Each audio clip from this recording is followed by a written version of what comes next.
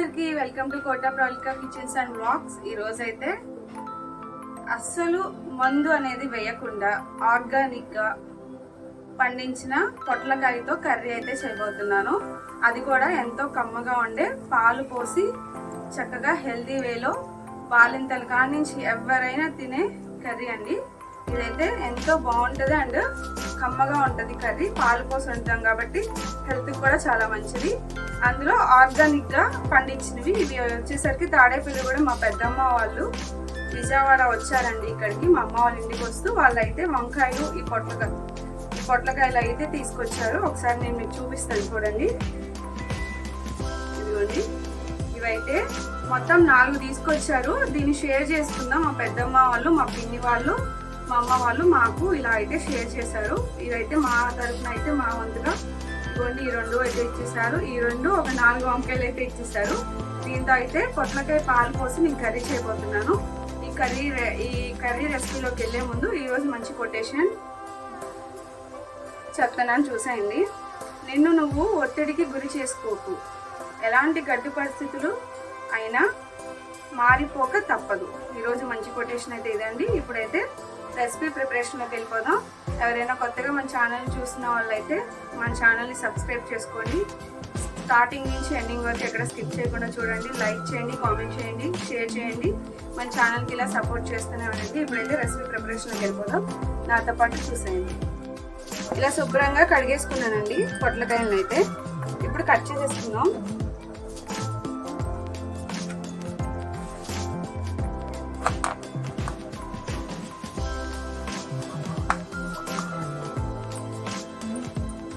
Just ఇలా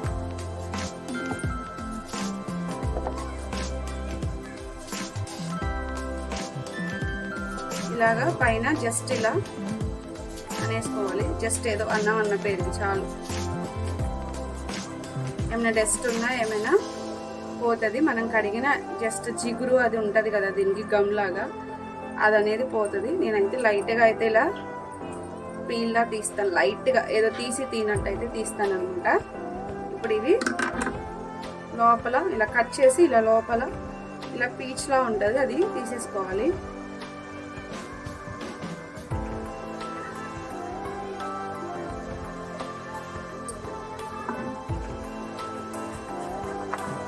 చాలా బాగుంటుందండి ఈ కర్రీ. బాలింతలు అప్పుడు బాగా పెడతారు డెలివరీ అయిన తర్వాత. చాలా కమ్మగా ఉంటుంది. మీరు కూడా ఇలా ట్రై చేశారు ఎప్పుడైనా? పొట్లకాయ పాలు పోసి, ఈవెన్ పొట్లకాయ అని కాదు, సొరకాయ, బీరకాయ కూడా మేమైతే పాలు పోసి వండుతాము అప్పుడప్పుడు. ఇలా చిన్న చిన్నగా మధ్యలో పీచు తీసేసి ఇలాగా కట్ చేసేస్తున్నాను. టేస్ట్ అయితే చాలా బాగుంటుంది, ఎందుకంటే ఆర్గానిక్గా పండించినవి కాబట్టి. అసలు మా అమ్మమ్మ వాళ్ళ ఊరు వెళ్తే ఏ వెజిటేబుల్ కానీ ఫ్రూట్ కానీ కొనుక్కో అవసరం లేదు. వాళ్ళకున్న ఖాళీ స్థలంలోనే చక్కగా వాళ్ళైతే పెంచుకుంటారు. మ్యాంగోస్ కానీ లేదా జామకాయలు, పాల సపోటాలు చాలా బాగుంటాయి. పాల సపోటాలు అయితే చాలా పెద్ద సైజ్ అండి. అసలు మంచిగా ఉంటాయి, ఫుల్ స్వీట్ ఉంటాయి. నార్మల్గా మనకి సపోటా వచ్చేసరికి కొంచెం పండుతేనే స్వీట్ అనేది ఉంటుంది. కానీ మా అమ్మమ్మ వాళ్ళ ఊర్లో జంగారెడ్డిగూడెం దగ్గర వాళ్ళ ఊర్లో అయితే అసలు జస్ట్ కొంచెం కాయ పలక మారితే చాలండి. అసలు అది పచ్చికాయ అయినా చాలా స్వీట్ ఉంటుంది. ఏదైనా ఆర్గానిక్ కదా, చాలా బాగుంటుంది అన్నమాట టేస్ట్. మేము ఊరు వెళ్ళినప్పుడల్లా మా అమ్మమ్మ వాళ్ళు చెట్టు కాయలు మేము కోసుకుని అయితే తింటాము. చింతకాయలు, జామకాయలు, బత్తాకాయలు, నిమ్మకాయలు అసలు చాలా ఉంటాయి. ఈ మధ్యలో పైనాపిల్ మొక్క కూడా వేశారు. చామదుంప, చిలకడ దుంప, కొబ్బరి బొండాల చెట్లు అయితే ఇంటికి ఒక 4 లేదా 2 అయినా మినిమం ఉంటాయి. ఈ పల్లెటూరు మా అమ్మమ్మ వాళ్ళ ఊర్లో అయితే చాలా బాగుంటుంది. అసలు ఆ పచ్చదనం కానీ ఆ న్యాచురల్ ఎయిర్ కానీ చాలా బాగుంటుంది. మేమైతే ఇయర్లో ఏప్రిల్ నెలలో అయితే వెళ్ళొచ్చామండి. చాలా ఎంజాయ్ చేసాము. ఇలా పొట్లకాయ చిన్న చిన్న ముక్కలుగా కట్ చేసుకోవాలి. నాకు చిన్న ముక్కలుగానే ఉంటే ఇష్టం. అసలు తినాలనిపిస్తుంది చిన్న ముక్కలుగా ఉంటే. నాకు ఇలా అలవాటు అయిపోయింది సన్న ముక్కలుగా కట్ చేసుకోవటం. మీ ఇష్టం, మీకు నచ్చిన విధంగా కట్ చేసుకోండి. ఇలాగే కట్ చేయాలని రూల్ ఏం లేదు కదా, ఎవరిష్టం వాళ్ళది. ఇదిగోండి ఇలా అయితే కట్ చేసుకున్నాను. ఇలా మిగతా పొట్లకాయ కూడా కట్ చేసుకుందాం. ఇదిగోండి ఇలా కట్ చేసేసుకున్నాను చిన్న ముక్కలుగా. ఇది ఒక బౌల్లో వేసుకొని దీంట్లో కొంచెం కల్లుప్పు వేసుకొని దీన్ని స్మాష్ చేయాలి. అంటే ఇదిగోండి ఇలా కలపాలి గట్టిగా. దీంట్లో ఉన్న పసరంతా నలుగు రూపంలో బయటకు వచ్చేస్తుంది, లేదా లైట్ వాటర్ లా వస్తుంది అనమాట. ఇలా సాల్ట్ వేసి ఇలాగా స్మాష్ చేస్తూ కలపాలి. అప్పుడు పసరు ఏమన్నా ఈ ఉప్పు వేసి కలుపుతాం కాబట్టి ఆ పసరు ఏమన్నా సైడ్కి వాటర్ రూపంలో ఉండిపోతుంది అనమాట. ఇలాగా ఒక 3 మినిట్స్ లేదా 2 మినిట్స్ కలుపుకోండి అంతే. నేను చూపిస్తున్నాను ఇలా స్మాష్ చేస్తూ. ఇలా 2 మినిట్స్ స్మాష్ చేసుకున్న తర్వాత ఇదిగోండి ఇలా పిండితే వాటర్ అనేది వస్తుంది. కనిపిస్తుందా మీకు? ఇలా రావాలి. ఇలా వస్తే కూర త్వరగా మగ్గిపోతుంది అండ్ పసరు ఏమైనా ఉన్నా వాటర్ రూపంలో బయటకు వచ్చేస్తుంది.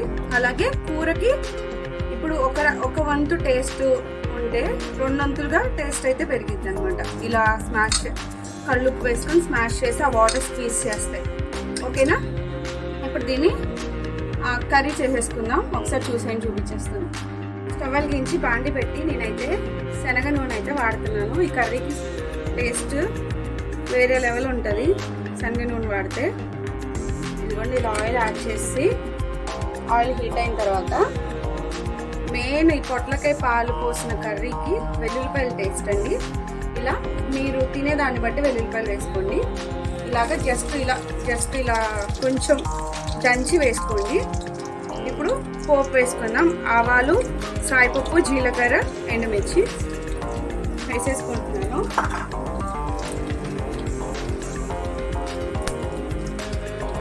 దాని తర్వాత కరివేపాకు కూడా యాడ్ చేసుకుని మంచిగా వేయించేసుకోవాలి. ఇలా మంచి గోల్డెన్ రెడ్ కలర్ వచ్చే వరకు వెల్లుల్లిపాయలు పోపు అయితే వేయించుకోవాలండి. మంచి స్మెల్ అయితే వస్తుంది ఈ పోపు వేగేటప్పుడు. చాలా బాగుంటుంది వెల్లుల్లిపాయలు వేసి వేయిస్తుంటే. కొన్నిటికే వెల్లుల్లిపాయ అనేది బాగుంటుంది, కొన్నిటికి బాగోదు. దాన్ని బట్టి మనం కర్రీస్లో అయితే యాడ్ చేసుకోవాలి. మేము ఏ కర్రీకి అయితే ఎక్కువ బాగుంటుందో దాని వరకే వెల్లుల్లిపాయ యూజ్ చేస్తాం, అన్నిటికీ యూజ్ చేయం వెల్లుల్లిపాయ వచ్చేసరికి. ఈవెన్ మేము పప్పు చేసినా దాంట్లో వెల్లుల్లిపాయలు అనేవి యాడ్ చేయం, నార్మల్గా పోపు వేసేస్తాం. బాగుండే వాటికి మేమైతే వేస్తాము. అంటే మేము ఏ కర్రీలో అయితే వేస్తే ఇష్టపడతామో ఆ కర్రీస్ అయితే వెల్లుల్లిపాయ అయితే వాడతాము. ఇప్పుడు అయితే వేగిపోయాయి. ఇప్పుడు సాల్ట్ వేసి మనం స్క్వీజ్ చేసుకున్నాం కదా, అదే చక్కగా స్మాష్ చేసుకున్న పొట్లకాయని ఇలా గట్టిగా పిండేసి ఇదిగోండి చూపిస్తున్నాను చూడండి. ఇలా వాటర్ అంతా స్క్వీజ్ చేసి దీంట్లో యాడ్ చేసేయాలి. వాటర్ అంతా గట్టిగా స్క్వీజ్ చేసేసి దీంట్లో యాడ్ చేసేసుకోండి. మీకు ఎంత బలం ఉంటుందో అంత బలం పెట్టి స్క్వీజ్ చేసేయండి వాటర్ అంతా. ఇలా మొత్తం వేసేసుకున్నాము. చాలా బాగుంటుంది. ఇలాగా స్క్వీజ్ చేస్తే త్వరగా మగ్గిపోతుంది, టేస్ట్ కూడా యాడ్ అవుతుంది అనమాట. ఇలా మొత్తాన్ని వేసేసుకుందాం. ఇదిగోండి ఇలా స్క్వీజ్ చేసేసేస్తే నాకు ఇంత అయితే వాటర్ వచ్చింది. దీని మూలంగా అయితే త్వరగా కర్రీ మగ్గిపోతుంది. ఇప్పుడు కలిపేసుకుందాం ఒకసారి. సాల్ట్ అనేది చూసి యాడ్ చేసుకోండి. ఆల్రెడీ మనం కల్లుప్పు వేసి ఇది మొత్తం స్మాష్ చేసి కలుపుకున్నాం కాబట్టి సాల్ట్ అనేది పొట్లకాయకి పట్టేస్తుంది. సాల్ట్ అనేది చూసి యాడ్ చేసుకోండి. అందులో దీంట్లో వచ్చేసరికి వెల్లుల్లిపాయలు అండ్ ఎండుమిర్చి ఎక్కువ వేసుకోవాలి. కారం అనేది పచ్చి కారం అనేది తక్కువ యాడ్ చేస్తాము. ఎండుమిరగాయలతోనే దీనికి కారం అనేది యాడ్ అవుతుంది. ఇది కమ్మగా ఉంటుంది కాబట్టి కర్రీ. అందులో మనం బాలింతలే కానీ ఈవెన్ ఎవరైనా తినొచ్చు అన్నాము. అందుకని కారం అయితే తక్కువ యూజ్ చేస్తాం.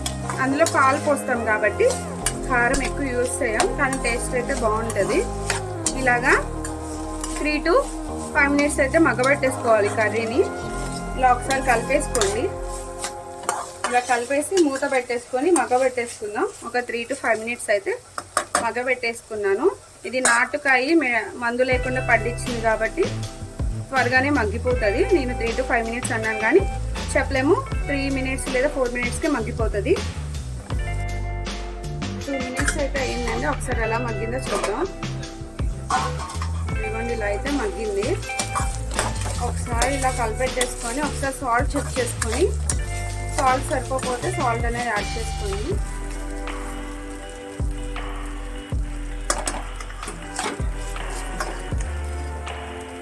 సాల్ట్ అయితే సరిపోలేదు నాకు, నేనైతే కొంచెం యాడ్ చేస్తున్నాను.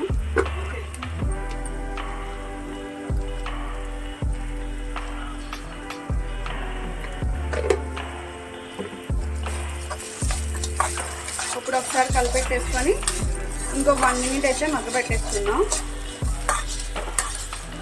సాల్ట్ మొత్తం పొట్లకాయకి పట్టే విధంగా కలిపేసుకున్నాం.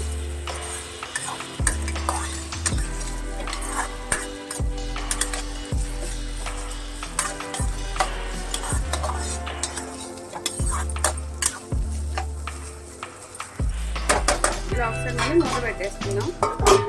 ఇంకో 1 minute అయితే మగ్గిపోయిందండి.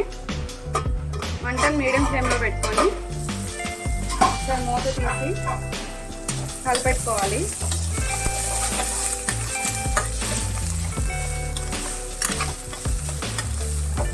ఇలా కలిపెట్టుకొని 1/2 కప్పు పాలని, కాచి చల్లార్చిన పాలని దీంట్లో అయితే యాడ్ చేసేస్తున్నాను. 1/2 కప్ అయినా ఓకే, లేదా ఫుల్ కప్ అయినా తీసుకోండి, పర్వాలేదు, ఏం ప్రాబ్లం లేదు. పాలు కొంచెం ఎక్కువైనంత మాత్రం ఏమి కర్రీకి ఏమి ఇబ్బంది ఉండదు. ఇలా పోసేసుకొని పాలు అనేవి దీంట్లో వేసేసి ఒక 2 minutes అయితే మగ్గనిచ్చేద్దాం. 2 minutes మగ్గిన తర్వాత మనం పసుపు కారం అనేది యాడ్ చేసుకుందాం. 1 minute అయితే మగ్గిపోయిందండి కర్రీ. ఇప్పుడు మూత ఓపెన్ చేసి చూసారా ఇలా బబుల్స్ వచ్చాయి. పాలల్లో పొట్లకాయ అయితే చక్కగా మగ్గిపోయింది. ఇప్పుడు ఇలా పాలన్నీ ఈ పొట్లకాయలో ఇంకిపోయిన తర్వాత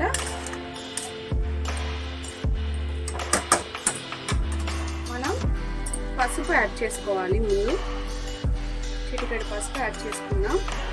అలాగే ఏదో వేసామన్న పేరుకి కొంచెం కారం యాడ్ చేసుకున్నాను. చూసారా నేను చాలా తక్కువ వేస్తున్నాను, ఎందుకంటే ఆల్రెడీ ఎండుమిరపకాయలు వేసాం కదా ఎక్కువ, అవి కారం సరిపోతుంది. ఇప్పుడు పసుపు కారం వేసేసాం కదా, ఒకసారి కలిపెట్టేసుకున్నాం. పసుపు వేయంగానే మంచి ఎల్లో కలర్ అయితే కర్రీ అయితే మంచి ఎల్లో కలర్లోకి వచ్చేస్తుంది.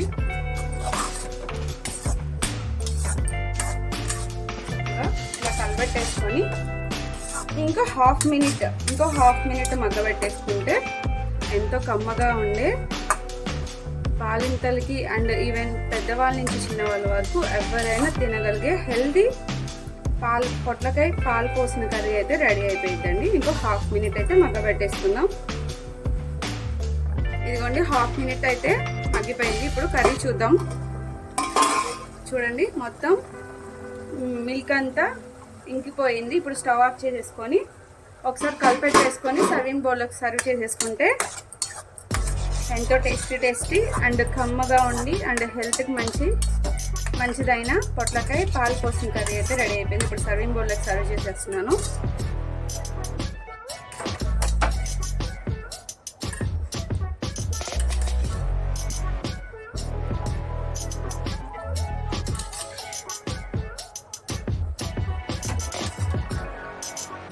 ఇదిగోండి ఎంతో కమ్మగా ఉండే అండ్ హెల్త్కి మంచి చేసే పొట్లకాయ పాలు పోసిన కర్రీ అయితే రెడీ అయిపోయింది.